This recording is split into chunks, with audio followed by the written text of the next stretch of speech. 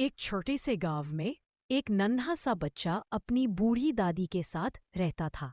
उसके माता पिता नहीं थे। घर में बस दादी और वही दो लोग थे, एक दूसरे का सहारा। गांव के बाकी बच्चे अमीर थे। उनके पास तरह तरह के खिलौने, कपड़े और मिठाइयाँ थीं। पर वह बच्चा अपनी दादी के प्यार और उनके लाए हुए छोटी छोटी चीज़ों में ही खुश रहता था। एक दिन गांव के पास वाले कस्बे में मेला लगा। सब बच्चे उत्साह से मेले जाने की बातें कर रहे थे। उस बच्चे ने भी दादी से पूछा, दादी, हम कब मेले में चलेंगे? दादी ने उसके चेहरे की मासूम मायूसी देखी। फिर उन्होंने अपनी पुरानी सी चुनरी की गांठ खोली और उसमें से एक चमकता हुआ 1 रुपया निकाला। जा बेटा, मेले में घूम आओ, कुछ अच्छा लग जाए तो खा लेना।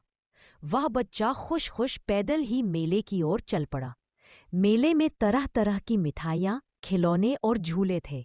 उसने सोचा, अगर मैं मिठाई खरीद लूं तो पूरा पैसा यही खत्म हो जाएगा।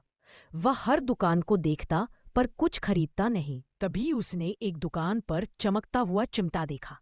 उसे याद आया कि घर में चिमटा नहीं है और दादी रोटियां सीधे हाथों से सेकती है, जिससे उनके हाथ जल जाते हैं। उसने दुकानदार से पूछा, चाचा, ये चिमटा कितने का है? दुकानदार बोला, 2 रुपए का। बच्चा बोला, मेरे पास तो सिर्फ 1 रुपया है, क्या 1 रुपये में दे देंगे? दुकानदार ने उसके मासूम चेहरे को देखा, फिर मुस्करा कर कहा, ले जा बेटा, तेरे दादी के काम आएगा। बच्चा चिमटा लेकर खुशी खुशी वापस लौट आया। रास्ते में बाकी बच्चे खिलौने और मिठाइयाँ दिखा दिखा कर कहते, देखो, मैंने ये खरीदा, मैंने वह खरीदा, और तुम क्या लाए? वह चुपचाप चलता रहा। अगले दिन स्कूल में सब बच्चे अपने अपने खिलौने दिखाने लगे। उन्होंने मजाक में उससे पूछा, तू क्या लाया, एक चिमटा?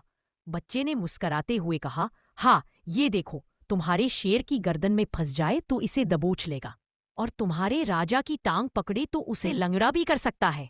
बच्चों ने हंसते हंसते उसकी बात मान ली। तभी वह बच्चा गर्व से भरा हुआ घर पहुंचा और चिमटा दादी को दे दिया। दादी की आंखें खुशी से भर आई। उन्होंने प्यार से उसके सिर पर हाथ फेरते हुए कहा, शाबाश बेटा, जहां भी पैसा खर्च करो सोच समझ कर करो, तुमने बहुत अच्छा काम किया।